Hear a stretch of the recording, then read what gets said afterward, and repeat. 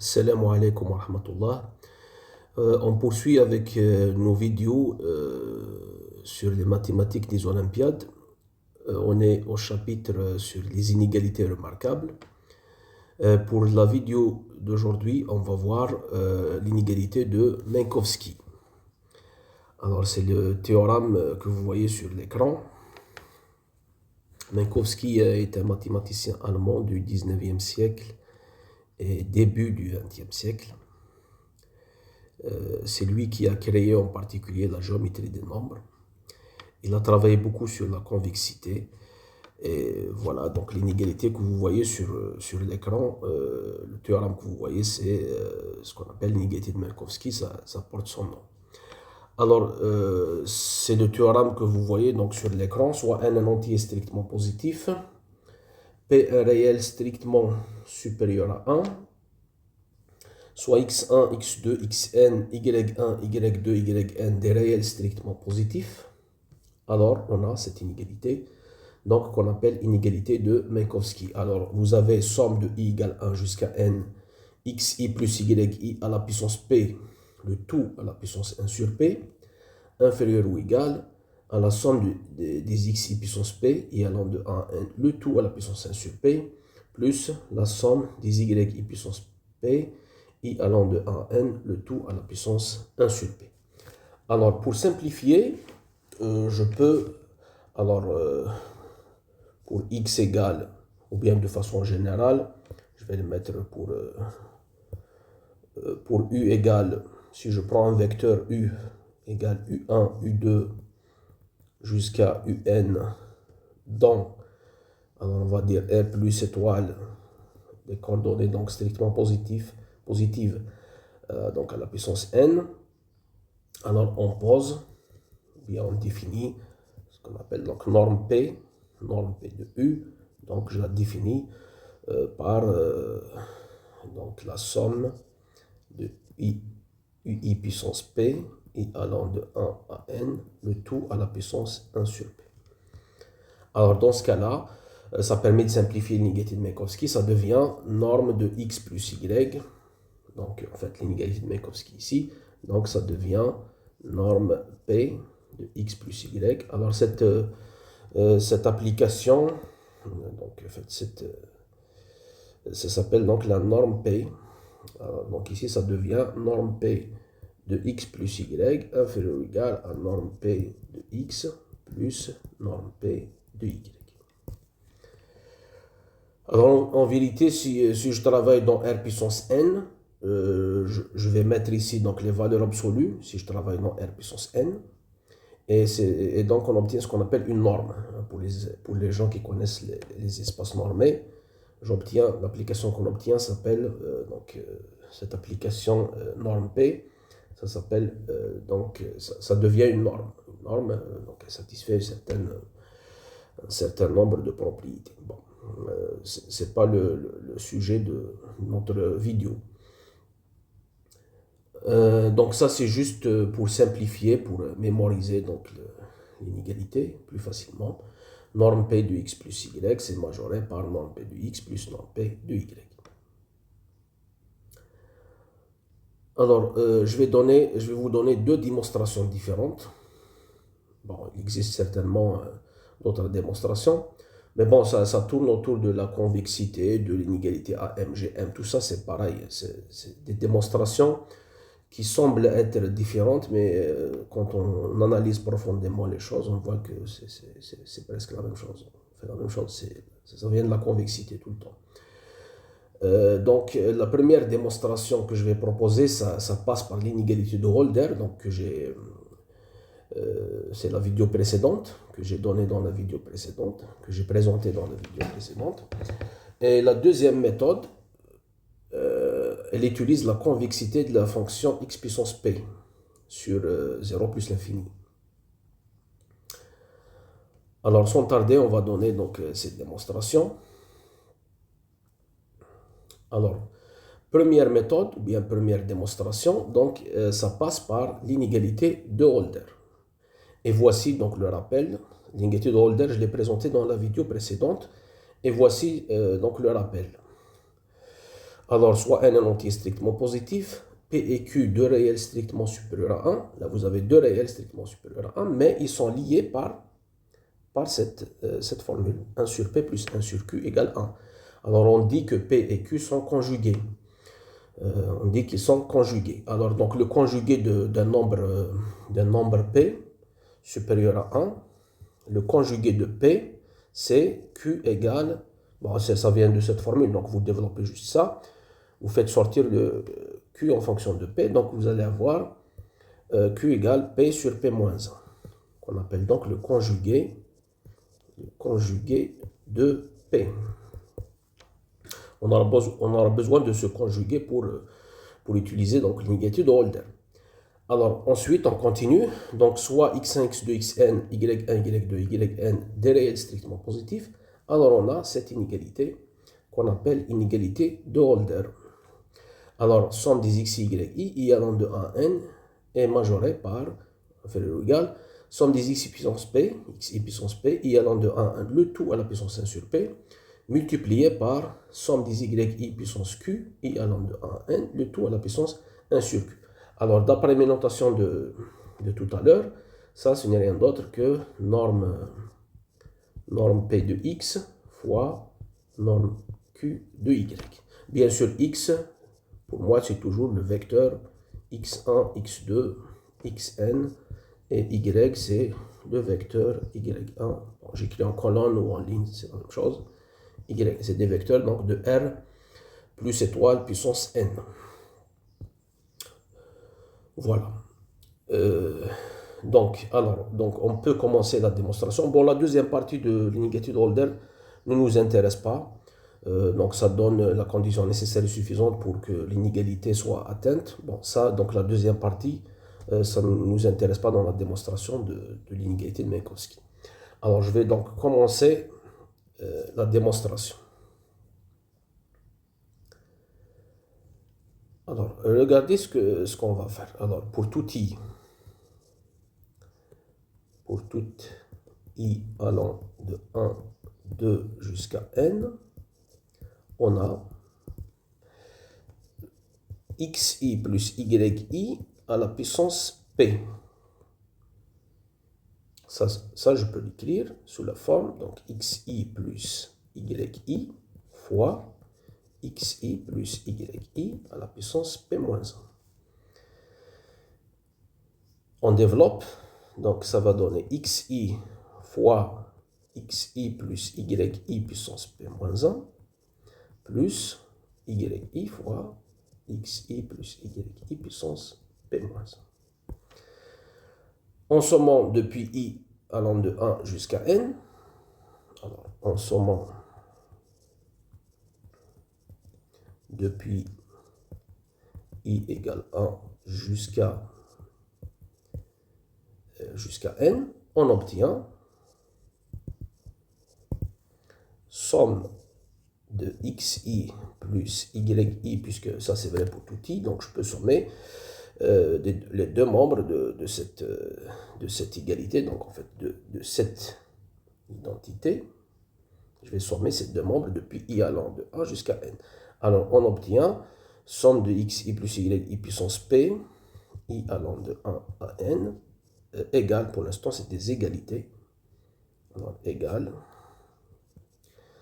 donc somme de xi fois xi plus yi puissance p-1, i allant de 1 à n, plus somme des yi, xi plus yi puissance p-1, i allant de 1 à n.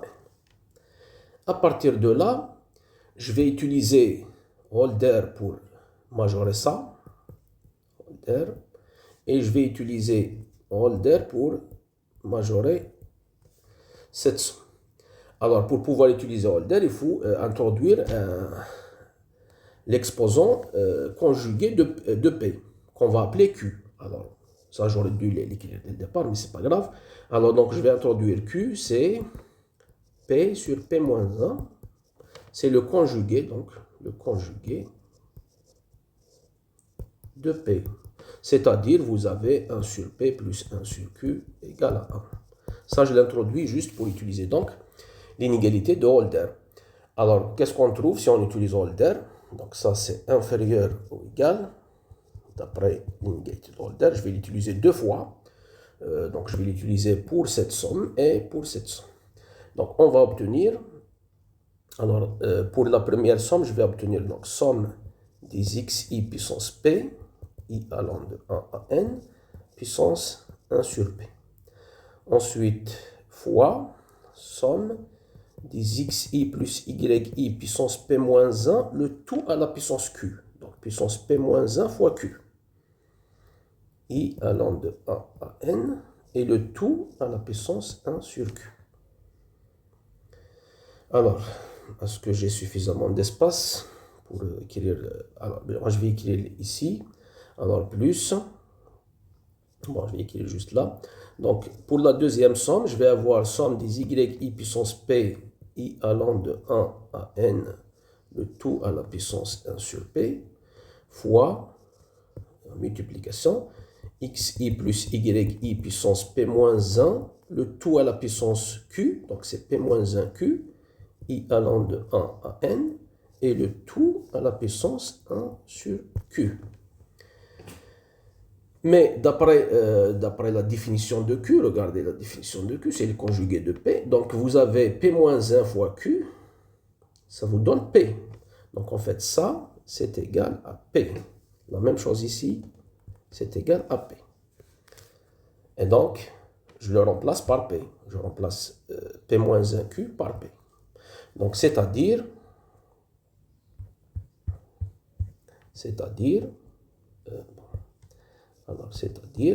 donc la somme des xi plus yi puissance p, i allant de 1 à n, est inférieure ou égale, pour avoir un peu d'espace. Alors, je regarde ce qu'on a.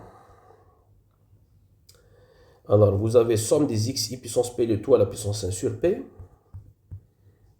Somme des xi puissance p, le tout à la puissance 1 sur p. Ensuite, vous avez ça, donc ça je le remplace par p. Donc, somme des xi plus yi à la puissance p, le tout à la puissance 1 sur q. Voilà. Donc, somme des xi plus yi à la puissance p, i allant de 1 à n, le tout à la puissance 1 sur q. Pour la deuxième partie, alors vous avez ici donc somme des yi puissance p, vous avez ça. Somme des yi puissance p, le tout à la puissance 1 sur p.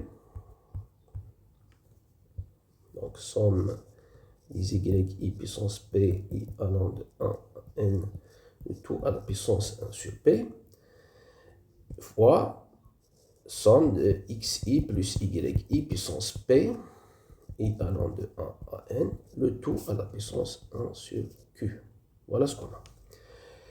Maintenant, ça, je peux l'écrire. On remarque bien que ce facteur est commun. Ça, c'est la même chose que ça. Donc, on va le faire sortir. Donc, on va voir.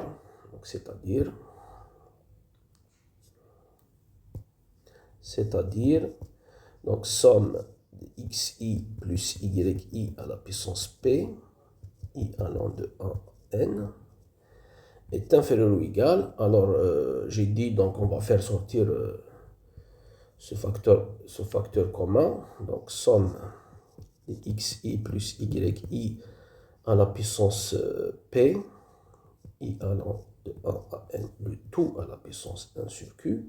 Donc, ce qui va rester, c'est somme xi puissance p, i allant de 1 à n, le tout à la puissance 1 sur p, plus somme des yi puissance p, i allant de 1 à n, le tout à la puissance 1 sur p. C'est presque terminé. Alors, il suffit de diviser donc sur ça. Donc, qu'est-ce qu'on obtient? Somme de xi plus yi puissance p. Donc, ça, ici, dans le membre de gauche, ça, c'est à la puissance 1. et dont le membre de droite, il est à la puissance 1 sur Q. Donc ici, on va obtenir 1 moins 1 sur Q, majoré par somme des xi puissance P, i allant de A à n de tout à la puissance 1 sur P, plus somme des yi puissance P, i allant de A à n de tout à la puissance 1 sur P. Et c'est terminé parce que vous avez 1 moins 1 sur Q, ça c'est 1 sur P. Parce que P et Q sont conjugués. Et donc, c'est-à-dire, ça donne directement l'inégalité de Minkowski. Donc, somme des xi plus yi puissance P, i allant de 1 à n puissance 1 sur P, c'est majoré par somme de xi puissance P, i allant de 1 à n puissance 1 sur P, plus somme yi puissance P, i allant de 1 à n puissance 1 sur P. Ce qu'il fallait démontrer, ça je peux l'écrire, je rappelle que ça, je peux l'écrire pour simplifier, norme P de x plus y. Ici c'est plus, donc c'est la somme de vecteurs. X c'est le vecteur x1, x2 jusqu'à xn. Et y c'est le vecteur y1, y2 jusqu'à yn. Donc la somme, ça va donner le vecteur x1 plus y1, x2 plus y2 jusqu'à xn plus yn. Donc ici c'est la norme P de x plus y inférieur ou égal norme P de x plus norme P de y. Voilà, donc ça c'est la première démonstration. Alors je vais présenter une nouvelle démonstration maintenant qui n'utilise pas Holder. Donc seconde démonstration, mais cette démonstration, donc elle utilise la convexité de cette fonction x puissance p sur cet intervalle, donc x strictement positif. Alors pourquoi déjà la fonction xp est convexe sur 0 plus l'infini? On n'a qu'à regarder, puisqu'elle est deux fois dérivable, on n'a qu'à regarder sa dérivée seconde, est-ce qu'elle est positive? Alors sa dérivée seconde, ça va donner p fois p moins 1, x puissance p moins 2, et puisque p est supérieur à 1, strictement, donc ça en fait c'est strictement positif. X il est dans 0 plus l'infini, donc ça c'est positif, et donc ça c'est strictement positif, quel que soit x dans 0 plus l'infini. Ça entraîne, ce qui assure que la fonction x donne x puissance p est convexe, et même strictement convexe, sur cet intervalle 0 plus l'infini. Alors, je vais écrire donc l'inégalité de convexité, et puis je vais l'appliquer astucieusement, judicieusement, pour avoir l'inégalité de Minkowski. On a donc l'inégalité de convexité, donc quel que soit UV dans cet intervalle, 0 plus l'infini, quel que soit lambda dans 0,1, on a l'inégalité de convexité de cette fonction. Donc f de lambda u plus 1 moins lambda v, c'est-à-dire vous avez lambda u plus 1 moins lambda v, le tout à la puissance p, c'est inférieur ou égal lambda f de u, donc lambda u puissance p, plus 1 moins lambda f de v, c'est-à-dire 1 moins lambda v puissance p. Alors ça, on va l'appeler par exemple étoile. C'est ça qu'on va donc utiliser pour des u particuliers, des v particuliers et des lambda particuliers. Alors, maintenant, je vais vous donner les u et v et lambda qu'on va utiliser. Alors, pour i appartenant à 1, 2 jusqu'à n, alors on va appliquer, en appliquant étoile pour, alors u, je vais prendre u, ça va être donc xi sur la norme p de x. V, ça va être yi sur la norme p de y. Et lambda, ça va être xp, norme p de x, sur norme p de x plus norme p de y. Alors on voit bien que lambda il est dans 0,1 parce que le numérateur est plus petit que le dénominateur. Donc lambda est bien dans cet intervalle. Alors, qu'est-ce qu'on obtient? On obtient l'inégalité donc, qui découle de l'étoile. Alors, donc lambda fois U. Alors, on constate que si vous multipliez lambda fois U, alors vous avez des simplifications ici. XP va partir avec XP. Bon, je rappelle quand même que XP, je l'ai dit tout à l'heure, mais XP, donc c'est la somme, juste pour simplifier les écritures, c'est la somme des XI puissance P. Bon, et le I est déjà fixé, donc je vais prendre J allant de 1 à N puissance 1 sur P. La même chose pour Y. YP, c'est la somme des YJ puissance P, J allant de 1 à N à la puissance 1 sur P. Voilà. Alors, donc, quand je multiplie lambda fois U, qu'est-ce qu'on obtient? Donc, voilà le lambda et voilà le U. Donc, ça va sauter avec ça. Et donc, ce qui va rester, ça va donc XI. Alors, donc, XI sur norme P de X plus norme P de Y plus, alors, 1 moins lambda, bon, sinon je vais l'écrire en bas, j'ai plus d'espace. Alors, donc lambda U, donc ça va donner XI sur norme P de X plus norme P de Y. 1 moins lambda V. Alors, quand on multiplie 1 moins lambda, alors ça implique déjà que 1 moins lambda, bon, puisque lambda c'est égal à ça implique que 1 moins lambda c'est égal à YP sur XP plus YP. C'est ça 1 moins lambda. Ce qui fait que lorsqu'on multiplie V par 1 moins lambda par V, donc il y aura cette simplification. Et donc on va avoir YI sur XP plus YP. Alors tout ça, c'est mis à la puissance P. Inférieur ou égal. Alors de l'autre côté, vous avez lambda fois U puissance P. Alors lambda fois U puissance P, je ne veux pas faire des simplifications. Je n'ai pas intérêt à faire des simplifications. Donc je garde, voilà, lambda. Lambda, il est là. Fois U puissance P, donc je vais garder donc XI puissance P sur norme de XP à la puissance P. Plus, alors 1 moins lambda, V puissance P, la même chose. Je ne vais pas faire des simplifications, je vais mettre YP sur XP plus YP fois, alors V puissance P, donc YI puissance P sur norme P de Y à la puissance P. Voilà. On va obtenir ça.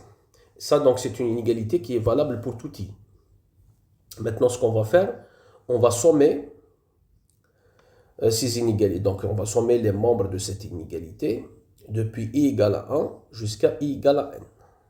Ou bien, avant de sommer, je vais simplifier le membre de gauche. Donc, je vais simplifier ça. Ça, on va le simplifier. Alors, c'est-à-dire, donc vous avez XI plus YI puissance P sur norme P de X plus norme P de Y à la puissance P. C'est inférieur ou égal. Alors, donc, XP sur XP plus YP. Bon, ça, je vais le garder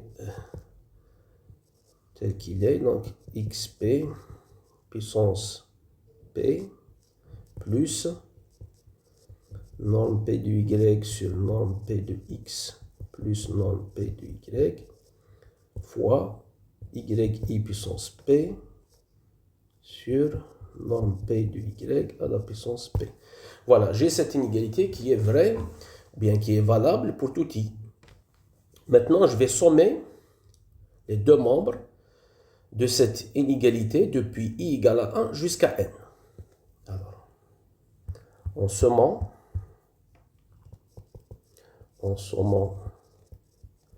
depuis i égale à 1 jusqu'à n, on trouve... Alors, qu'est-ce qu'on trouve? Alors, on va voir. Alors, si je somme ici, bon, ça c'est indépendant de i, donc ce qui va rester, c'est somme des xi plus yi puissance p sur cette quantité. Voilà, donc on va écrire. Donc, somme xi plus yi puissance p, i égale 1 jusqu'à n, sur nombre de xp plus nombre p de x plus nombre p de y à la puissance p. Bon, je vais vérifier. Voilà, c'est bien ça qui va rester. Voilà. Donc, norme de x, norme p de x plus norme p de y à la puissance p. C'est bien ça. Alors ça, c'est inférieur ou égal. Maintenant, je regarde l'autre côté. Je regarde du membre de droite, comment ça devient. Alors ça, c'est indépendant de i. Donc, je vais sommer ça. Alors, si je somme ça depuis i égale à 1 jusqu'à n, ça va donner exactement la norme p de x à la puissance p. La somme ici de i égale à 1 jusqu'à n de tout ça, c'est exactement la norme p de x, c'est exactement ça. Donc, en fait, quand je somme ça, ça donne 1. Et la même chose ici. Si je somme les y puissance p depuis i égale 1 jusqu'à n, j'obtiens la norme p de y à la puissance p. Par définition, parce que la norme p de x, la norme p de y sont définies de cette façon. Donc, en fait, ici, si je somme tout ça, depuis i égale 1 jusqu'à n, je trouve 1. Donc, ce qui va rester, c'est cette quantité fois 1 plus cette quantité fois 1, c'est-à-dire la somme de ces deux quantités. Donc, ça plus ça. Et on voit bien que la somme, ça donne 1. Donc, toute cette partie-là de droite, si je la somme depuis i égale 1 jusqu'à n, je vais trouver tout simplement 1. Donc, ça va donner ici, on va mettre 1. Et c'est terminé, ça donne le résultat, c'est-à-dire, donc vous avez, il suffit de réarranger, et ça va donner donc ça inférieur ou égal xp plus yp, donc tout à puissance p, j'enlève à la puissance 1 sur p, et j'obtiens l'inégalité de Minkowski. Donc ça va donner, en élevant à la puissance 1 sur p des deux côtés, je vais avoir ça, c'est-à-dire norme p de x plus y, c'est majoré par norme p de x plus norme p de y. Voilà, donc ainsi s'achève cette seconde démonstration. Bon, donc je vais m'arrêter là. Je vous donne rendez-vous comme d'habitude, 1 semaine, 2 semaines, ça peut aller jusqu'à 3 semaines. Je pense que la prochaine fois, je vais traiter l'inégalité de Young, mais je vais donner quelque chose de plus général que ce que donne la majorité des livres. Voilà. Donc, je m'arrête là. Portez-vous bien et à bientôt.